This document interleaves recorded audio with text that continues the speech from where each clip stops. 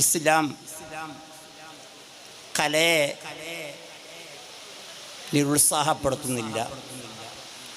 എല്ലാ കാര്യങ്ങളിലും ഇസ്ലാമിന് മധ്യ ഒരു ലക്ഷ്യവും മാർഗവും നന്നായിരിക്കണം. അതാണ് ഇസ്ലാമിൻ്റെ ഏതേത് വിഷയത്തിലുമുള്ള കാഴ്ചപ്പാട്. അപ്പോൾ കലക്ക് വേണ്ടി ആവരുത്. എന്താണോ ലക്ഷ്യം, എന്താണോ ഉദ്ദേശ്യം, അതനുസരിച്ച ഏത് കാര്യത്തെയും കലയെയും ഇസ്ലാം വീക്ഷിക്കുന്നത്. നമ്മുടെ ആശയങ്ങൾ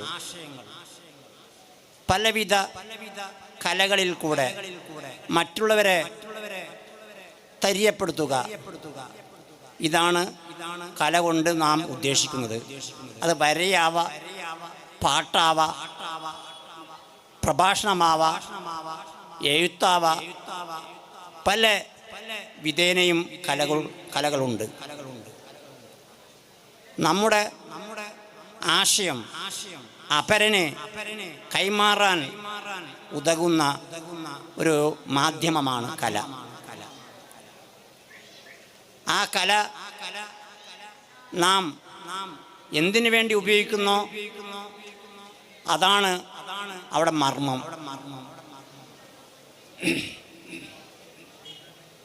നാം ഇന്നത്തെ കാലം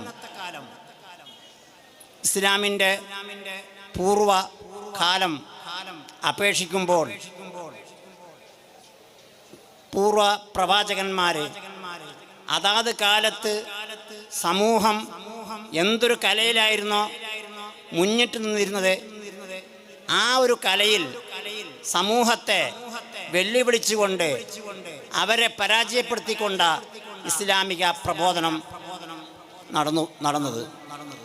അപ്പോൾ ഇക്കാലത്ത് ഏറെ സമൂഹം ഉന്നതിയിൽ നിൽക്കുന്ന ഇക്കാലത്ത് ഇസ്ലാമിൻ്റെ പ്രബോധകർ ആ മേഖലകളിൽ ഉന്നതി പ്രാപിക്കണം.